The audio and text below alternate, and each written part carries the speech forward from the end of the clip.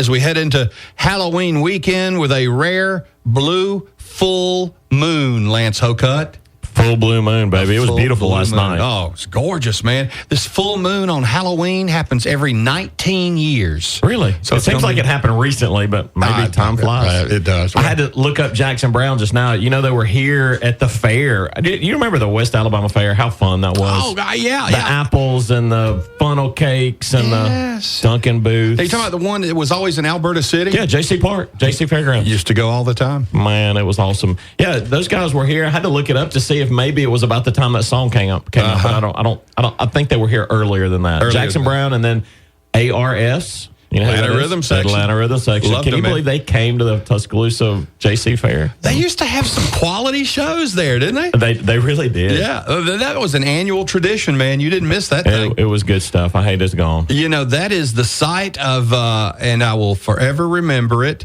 I was asked to participate in a charity donkey softball game. Charity donkey? Have you ever heard of these donkey softball or basketball games? No, I'm afraid I haven't. They're people that tour with these donkeys that are trained, and they do it to raise money for charities. So we were doing it as a tie-in to the fair, and it was to benefit the Fraternal Order of Police. The FOP. In Tuscaloosa County. So I'm like, well, sure, I'll play. I'll be glad to play. You did not ride a donkey. Well, I tried.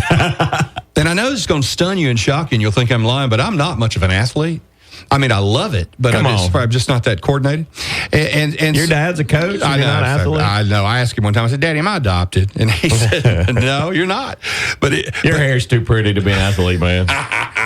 So listen, I'm out there at this thing, and I should have known something. One of the organizers brought this donkey. He said, this is your donkey. And what you do is you would hit the softball just like a normal game, but then to round the bases, you'd have to do it literally on a donkey. So you'd have to hit the ball, mount your donkey, and go to first base. No. So I was ready to go. I was fired up. I mean, did PETA not show up, or were they not in business then? This predates PETA. Yeah. It's been a minute. So, I mean, FOP, I was fired up, man. And I had bragged on the radio about how great I was going to do, all part of the West Alabama Fair that year. So I hit the ball, and then I tried to get on the donkey. Well, this donkey bucked me, like threw me over, and I landed on the ground and broke my arm. No kidding. I did. I broke my arm. Come to find out, it was the trick donkey, which I guess was part of the act, but they didn't tell me it would not let you get on him and ride anywhere. They thought it'd be funny if I got that one.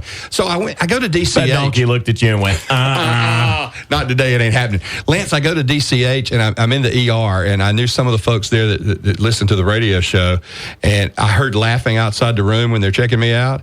And I'm like, you guys are laughing at me, aren't you? And one of the guys came in, he said, yeah, he said, I can see the headline in the paper Monday morning. Ass breaks arm. Which one is it? I know.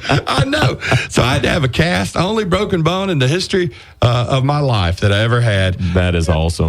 Courtesy of a donkey softball thing. They used to play all the time, and donkey basketball was a big deal. A lot of schools would bring them in. I have never in my life seen that. Yeah. Thankfully. I think that's gone by the wayside, but man, those were the days. One of my biggest memories, my wife, who was not my wife at the time, she was not even my girlfriend at the time, threw up on Michael Yateman off of a ride, and she's probably going, I can't believe you just told everybody that.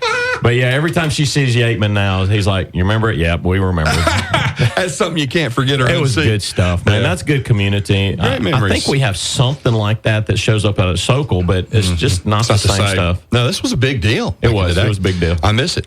Okay, it is Q&A Friday. Get Out of Debt Friday. We collect questions as we go through the week. If you have one for Lance, you're wondering how to get my question answered, you can tap that app at 95.3 The Bear. That's where we collect these from. We appreciate it when you send in questions.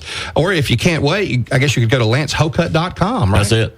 All things money, all things financial. Wait a minute, it's not official until we hit the theme. Gotta have the music, baby. Gotta have that, baby. The OJs, in case y'all are wondering, all about money. First of all, before we get to our listener questions, I want to bring up this. It was announced this week. The U.S. GDP grew 33.1% in the third quarter, the fastest expansion ever. What's this mean? Well, it means that people are spending money. Remember, we talked earlier, maybe this week, late last week, about the savings rate at the beginning of the pandemic really went up. Sure. And our credit usage went down. Mm-hmm. So we've been sitting on this money. If you look at what happened, we also saw school start in this last quarter where you see GDP. Right. So school starting back in and of itself is a big deal. I see. There's a lot of money being spent. There's a lot of stuff. I wouldn't get lulled to sleep on that number because if you peel away the onion, there's a lot of fine lines there that it's not as rosy as what it sounds. I see. I don't want to go that deep in today's conversation, but it was a great GDP number. However, there's a lot left to be told in that story.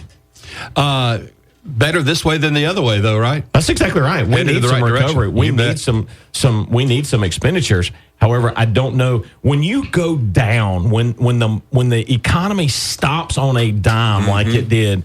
It takes a lot more to get it moving than what we've seen so far. Even with the COVID money that's come out, the CARES Act, and all of that. It's going to take us a while. Let's go to the app 95.3 The Bear. Listen to this. Lance, our son is 8 years old, and we want to raise him to be financially responsible. I like this. Later in life, we want him to be financially responsible, and I guess as an 8-year-old too. Do you have tips? So I love it that they're already thinking about that. When did our parents teach us about money? I don't remember that they didn't. They didn't. They didn't. School certainly didn't. A school did not. They taught us how to write a stupid check. Yeah.